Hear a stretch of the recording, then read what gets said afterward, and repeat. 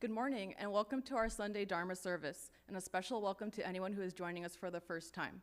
We will begin with the ringing of the concho, followed by the chanting of Jusege. You can chant while following along on the screen or in the purple service book on page 93.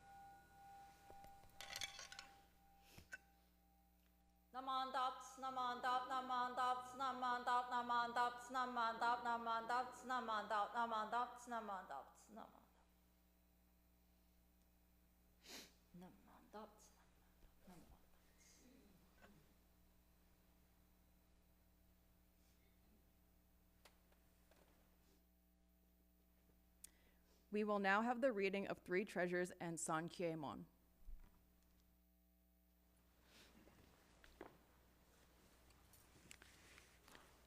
I invite you to please join me with hands together as we recite together the three treasures. Hard is it to receive a human form. Now we have received it. Difficult is it to hear the Buddha Dharma. Now we hear it. If we do not receive awakening in this life, in what life shall we do so? Let us reverently take refuge together in the three treasures of the truth. I take refuge in the Buddha. Together with all beings, may we attain the great way of enlightenment, awakening to the supreme intent of the Buddha. I take refuge in the Dharma. Together with all beings, may we enter the storehouse of Dharma, acquiring wisdom as deep as the ocean. I take refuge in the Sangha. Together with all beings, may we become united at the great assembly, being free of all bondage. Hard is it to encounter the supreme, profound, and wondrous Dharma, even in 100,000 million kalpas. Now we are able to hear and receive it. Let us thoroughly understand the true intent of the Tathagata. San Kiemon. Ninjin ukegatashi imasure ni uku. Buppo kikigatashi imasure ni kiku. Konomi konjo ni mukatte dosezunba, さらにいずれの章に向かってかこの身をどせん。大衆もろともに指針に参謀に消えし立て祀るべし。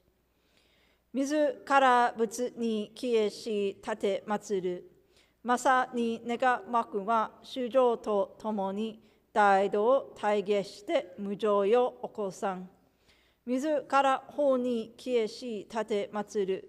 まさに願わくは衆生とともに深く教祖に入りて知恵海のごとくならん。自ら僧に消えし立て祀る。まさに願わくは衆生とともに大衆を通りして一切無下ならん。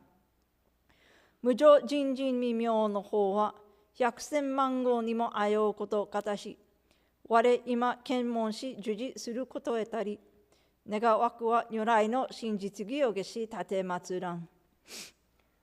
ナモアミダ仏、ナマンダ仏、ナマンダ、ナマンダ仏、ナマンダ、ナマンダ仏、ナマンダ、ナマンダ仏。ナマンダ仏、ナマンダ仏、ナマンダ仏。Reverend Umezu will now deliver her Dharma message.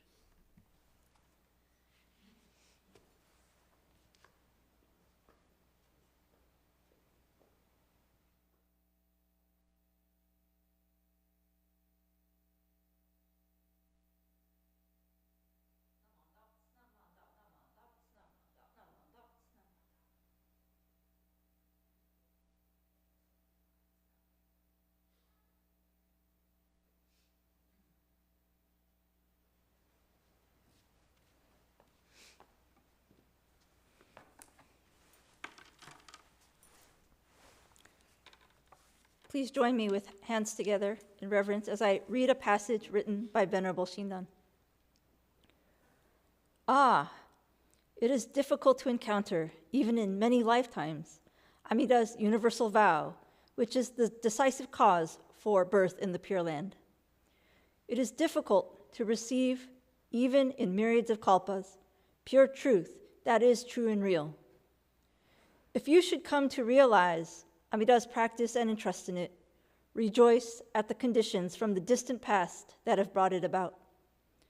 But if one is still entangled in a net of doubt, they will return and transmigrate for innumerable kalpa. How true are the words that we are embraced and never abandoned, and the right Dharma is unsurpassed and wondrous.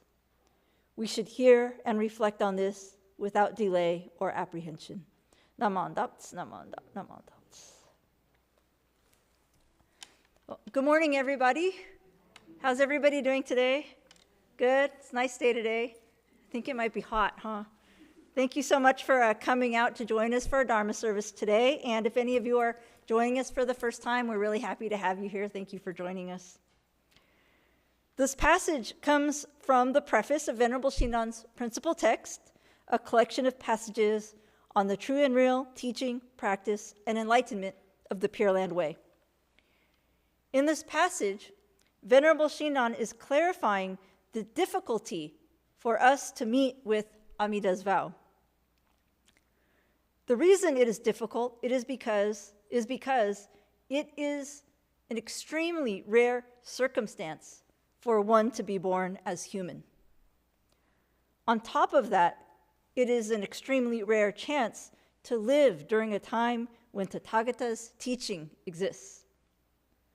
On top of that, even if we do live during a time when Tathagata's teaching exists in the world, it is extremely rare to have the karmic conditions in life to be able to hear the teaching at all, let alone deeply hear the teaching. Therefore, if we are able to deeply hear this teaching, Venerable Shinran is encouraging people to not take that for granted. Do not take it for granted and rejoice at all the past causes and conditions, both so-called good and bad, that have come about for us to be able to hear it today. Venerable Shinran then rejoices in the truth of the Dharma words that he received, which teaches that all beings are embraced and never abandoned. He also rejoiced in how amazing and awesome Buddha's teaching is.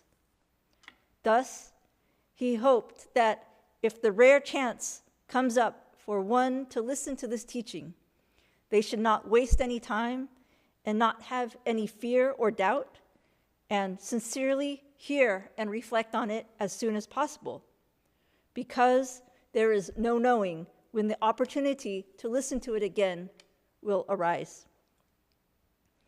After receiving this encouragement, listening to this encouragement, we might wonder if all of this is an exaggeration. Is it really that rare to hear this teaching? Is it that big of a deal? Well, this week, a few days ago, a class from UCLA came to visit the temple to learn about Buddhism.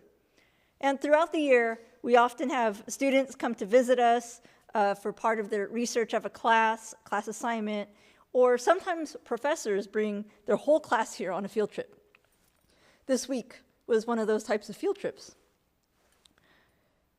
When the students come, besides wanting to learn about the religion itself, there is often an interest in how Jodo Shinshu and this temple in particular have assimilated into US culture since it was brought here in the late 1800s. Of course, students notice the pews and the organ, but I also explain that having our gatherings every Sunday morning is a big characteristic of Shinshu assimilating into this country's culture. Can anyone guess how we came to have services on Sunday mornings? No guesses? You guys are shy today. What's that? Yeah. The dominant religious culture of this country when the immigrants came was Protestant Christianity. And Sunday mornings are when the majority of people at the time were observing their religious services. And so for Shinshu, and actually Buddhism in general, there is no significant meaning for us to gather on Sunday mornings to listen to the Buddha Dharma as a Sangha, except that this is the most convenient time to do so based on this culture's daily culture. So when do we think we are traditionally supposed to gather together to listen to the Buddha Dharma? Guesses? Every day, anytime. There is actually no specific time that we are, so-called supposed to gather, but we are encouraged to do so as often as possible or as needed in order to make listening and reflecting on the Buddha Dharma as part of our regular life routine. Although it has become less common recently, back in the day, many people in Japan, including the first generation immigrants to come to this country in the late 19th century, early 20th centuries, they had shrines for Amida Buddha, what we call in Japanese obutsudan, in their homes. And they would chant daily on their own in the morning or the evening, sometimes both. And maybe they might read a passage to help remind them of Buddha's teachings and to give them guidance at the beginning of the day and to calm themselves down at night. Not only that, but it was not uncommon for some of the members to invite their fellow Nembutsu followers to their homes and have discussions about the meaning of Buddha's vow and the Buddha Dharma on their own. Sometimes a minister was invited, sometimes it was just friends gathering. So, as we can tell, it was not uncommon for Nembutsu followers to have their own personal daily practice, and they did not only wait to hear the Buddha Dharma once a week at the temple. As time has moved on, and the culture of societies and the priorities of people have changed, not just in this country, but worldwide, as I mentioned, these practices have become much less common and perhaps are almost rare. People don't have obutsudans in their home anymore, and when the older generation passes away, they don't know what to do, so they bring the obutsudans here. So if anybody would like an obutsudan, we have some for adoption in the back. So today, we are now part of a culture in which going to temple once every week on a Sunday morning is sometimes difficult to do because we have other priorities and other obligations in our lives. And sometimes I think we may have the thoughts, oh, I'm too tired today, I'll just go next time. Oh, this weekend I have other plans, so I'll go next weekend instead. Of course, we all have our own lives and schedules, but I think it is important for us to every once in a while check in and ask ourselves, am I taking this teaching for granted? Or am I quickly adapting it into my life and appreciating it in the way Buddha and the great Dharma masters, including Venerable Shinran, encourage us to do? At the beginning of the three treasures, which we recite together every week, and we just read a few moments ago, it reads, "Hard is it to receive a human form. Now we live it. Difficult is it to hear the Buddha Dharma. Now we hear it. If we do not receive awakening in this life, in what life shall we do so?"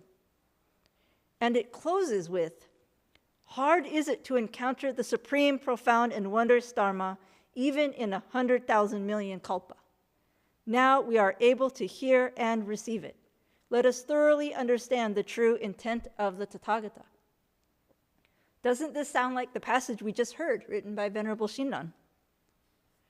Several months ago, when Kuwara Sensei was here for a special service, he reminded us of the words of Master Renyo, in which the mindset we are encouraged to have while listening to the Buddha Dharma is threefold. The first, listen as if it is our first time to hear the Buddha Dharma. Second, listen as if it is the last time to hear the Buddha Dharma. And third, we should listen as it is for myself alone.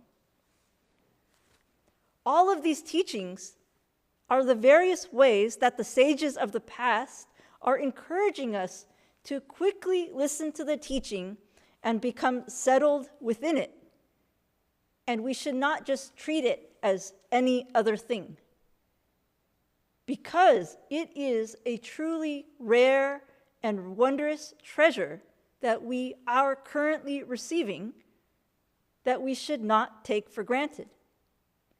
And we are being encouraged to be careful to not squander any opportunity that we have to encounter, hear, and reflect on Buddha's wisdom. Moreover, we are being taught to practice not having the attitude of waiting till next time to hear the Buddha Dharma. And because Buddha taught that there is an appropriate time to listen, and that time is not just any time, but now. The reason we are being urged to settle ourselves on this path quickly is because we never know when the conditions of the world or our own personal lives may change, making it difficult or impossible to gather with others and formally hear the teaching again. It may even be the case that my life suddenly ends. We are being taught that we should not assume that there will be a tomorrow, a next week, a next time. It is only due to certain karmic conditions lining up that we can all be here today. And for all these opportunities that we are able to gather and formally listen and reflect, we should rejoice at all the events and circumstances that have made it possible, both favorable and unfavorable. At the same time, the sooner we can settle ourselves on the path, we will find that even if or when we cannot gather formally with others like this, Amida's vow is something that embraces us and never abandons us. In other words, whatever is happening in our lives, Amida Buddha, as Namo Amida Butsu, this immeasurable wisdom and compassion, is always accessible to us. There is never a time and place when Buddha's wisdom and compassion is not reaching out to us, making itself accessible to us. Through this wisdom and compassion, the basic teaching of how we should always be aware of the depth of our inner ignorance, cravings, and three poisons, how these aspects of three poisons are prevalent in the world, and the reminder that I am being cared for and thought of at all times, that all people and things are fundamentally equally valuable, rare, and precious, despite our judgmental minds, that wisdom, that compassion can always be with us. And with this wisdom and compassion within us, we can be rooted in the unshakable foundation, on an unshakable foundation on which we can live life with joy and confidence. And the sooner we can be settled in this teaching, the sooner we will not have to have anxiety about our afterlife, and we can live with the assurance that we will attain nirvana in the Pure Land. Realizing the teaching and practice that makes it possible for us to have this new transformed worldview, we will naturally find that we don't need to wait until Sunday mornings to hear this teaching, but we can connect with it at any time and in any place we may find ourselves, and perhaps even be moved to do our own chanting or read passages on our own whenever we feel the need to do so. Moreover, the teaching and practice of Amida becomes something we will no longer simply take for granted as something that we can hear here and assume that we can come here anytime, any week, but we will naturally develop a deep joy and appreciation for it as a rare and wondrous treasure. Out of joy and appreciation for the rare and precious opportunities to encounter, hear, and reflect on this great wisdom treasure that we are being given out of great compassion, we will find ourselves moved to genuinely recite Namo Amida Butsu, not only on Sunday mornings, but at any time we feel touched by the Buddha's teachings. So as we continue to gather for our weekly Sunday Dharma services, instead of regarding it either as a given that we can gather or as the only time or place that we are supposed to think on the Buddha Dharma, I hope that we can remember that neither of these ways of relating with Buddha's vow are the ways that we are being encouraged to do so. I hope that we can treat these gatherings as precious opportunities to gather with other Nembutsu followers and as special opportunities to so-called re-energize our Nembutsu batteries so that we can have the inner spiritual strength and resilience to navigate life with this wisdom and compassion in our hearts and make reflecting on it part of our everyday lives. Whether we are formally listening to the Buddha Dharma at the temple, or chanting or reading passages by ourselves at home, or maybe with some other Dharma friends, let's do our best to remember that to live this life is a rare and precious opportunity, and to encounter this teaching is a rare, wondrous, precious opportunity. Because of this, we should remember that the time to listen to Buddha's vow is always now. With this heart, I hope we can quickly listen and reflect on the Buddha Dharma as if it is the first time, as if it is the last time, and remember that it is for myself alone. And with a heart of deep gratitude, express our joy for receiving this treasure wisdom by reciting the Buddha name, Namo Amida Butsu.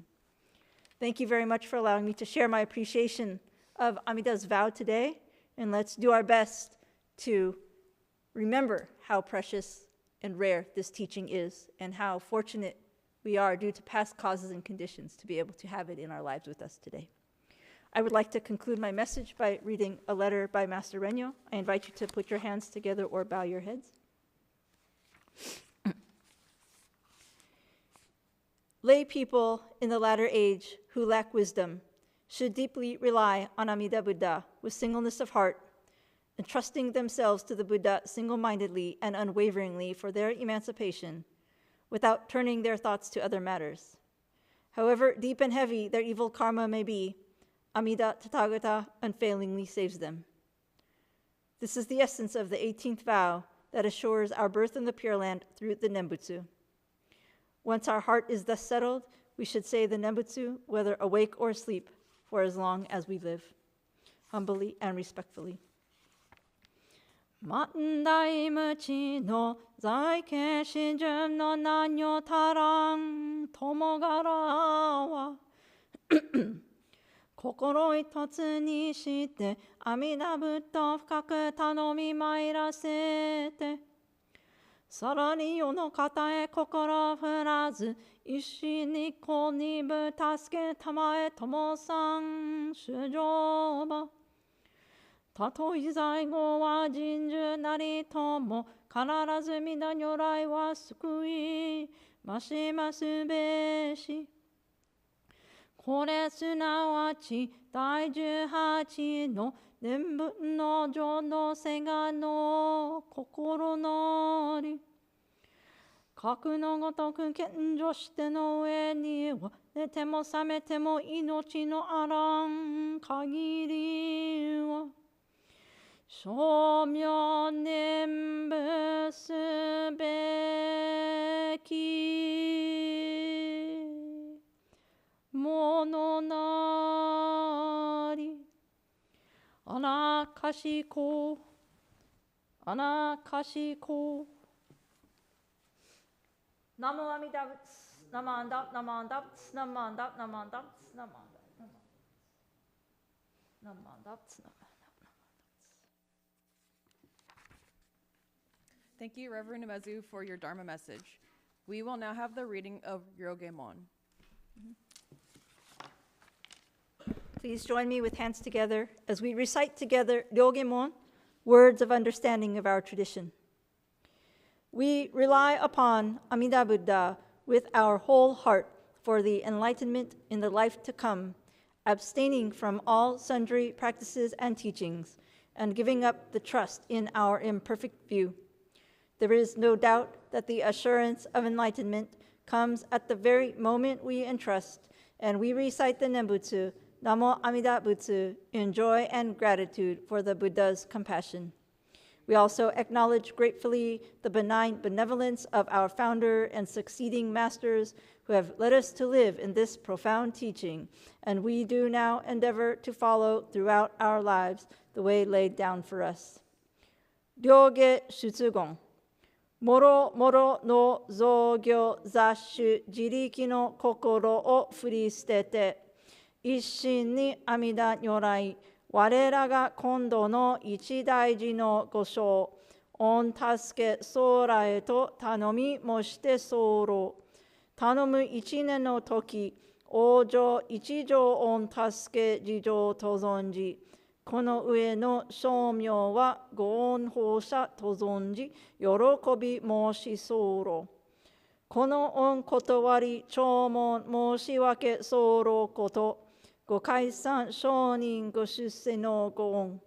次第僧正の前時式の朝からざるご関係のご恩と、ありがたく存じ候。この上は定めを課せられる恩をきて、一語限り守り申すべく候。ナモアミダ仏、ナマンダ仏、ナマンダ、ナマンダ仏、ナマンダ、ナマンダ。ナマンダ仏、ナマンダ、ナマンダ仏。Now we have some announcements. So this is our centennial year.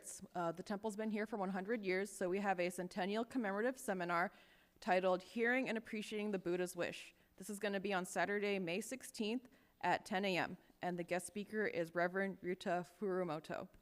Donations are greatly appreciated. We have our Gotane Dharma service, which is Shinran Shonen's birthday. This is on May 17th, on Sunday at 10 a.m., and the guest speaker again is Reverend Ryuta Furumoto.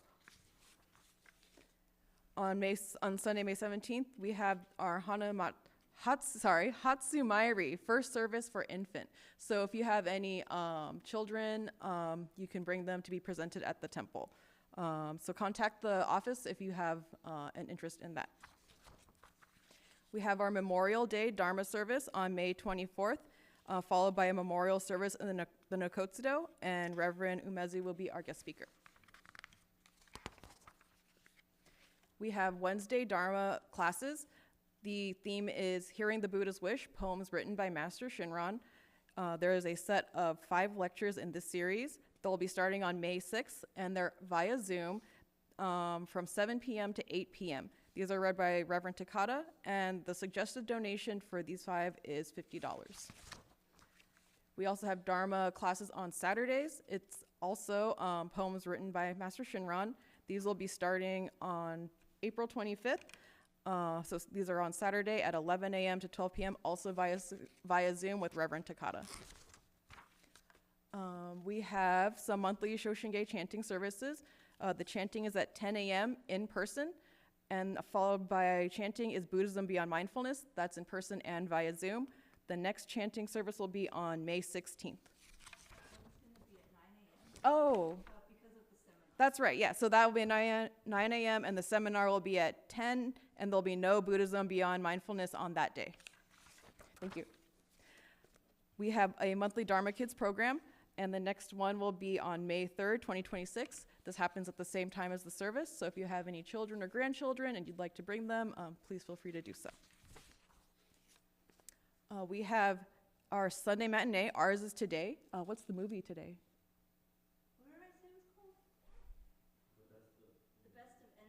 The Best of Enemies. Okay. So after service, we'll be watching the movie and then having a short discussion afterwards on if we observed any Buddhist themes in the movie. We'll also have some refreshments during the movie as well. Let me see. We have, on Sundays where we don't have anything after service, we have Dharma Cafe. So we have some refreshments and then chatting, but because today is the movie, we won't be having Dharma Cafe today. I see Jim bringing the camera. We have our centennial wall. It's completed now. So the mural is complete. We also have a nice frame around it. So if you've made a donation of $250 or more, you can get a golden Bodhi leaf, which will go on the wall with your name or a name of a loved one of your choice if you'd like to dedicate it to them. So please contact the office if you'd like to make that donation. Got it. With the Sawtelle Japantown Association, we'll be having our Children's Day celebration on May 2nd. It'll be from 1 to 4 p.m. All of the activities will be free. However, we will have food trucks. The food isn't free, but any activities for the children will be free. There'll be games, live music, a magician, and other demonstrations. So everyone is invited to that, regardless of if you have kids or not. We have bingo at the temple. This is once a month on the third Friday of every month. It starts at 7 p.m. A lot of times people will bring snacks to share, and we have parking in the parking lot. It's all cash prizes, so the more people that show up, the larger the cash prize. We have some temple merchandise. We have our t-shirts, which comes in a crew neck and a v-neck style. It has WLABT on the front and our logo on the back. These are all $20. We also have a hoppy coat. These were ordered from Japan. It has the name of our temple in Japanese on the front and our logo on the back. And we also have some new onenju in stock. So these are crystal beads with big tassels. We have kind of golden yellow color, like a pinkish color, and a purple color. And we also have other onenju in stock in the back if you're interested in purchasing any onenju. Let's see what else. We also have our yard sale coming out. This is in June. It's going to be on Saturday from 9 a.m. to 1 p.m. We're accepting any donations for that yard sale. Just make sure they're clean and good working condition, and just bring them to the temple, and we'll take care of it. Let's see if there's anything else. All right, that concludes all of the announcements and our service for today. Sensei? Thank you very much, everyone, for joining us today. Please join me in Gasho to close service. Namo Amida Butsu. Namo Amida Butsu. Namo Amida, Namo Amida, Namo Amida, Namo Amida, Namo Amida. You are all invited to offer incense if you have not done so. And I hope you could all stay for some. Is there refreshments? Yes. Oh. In the Kaigan. In the social hall, there will be some refreshments so we can all gather and hang out for a little bit, and then for those who want to stay for the weekend.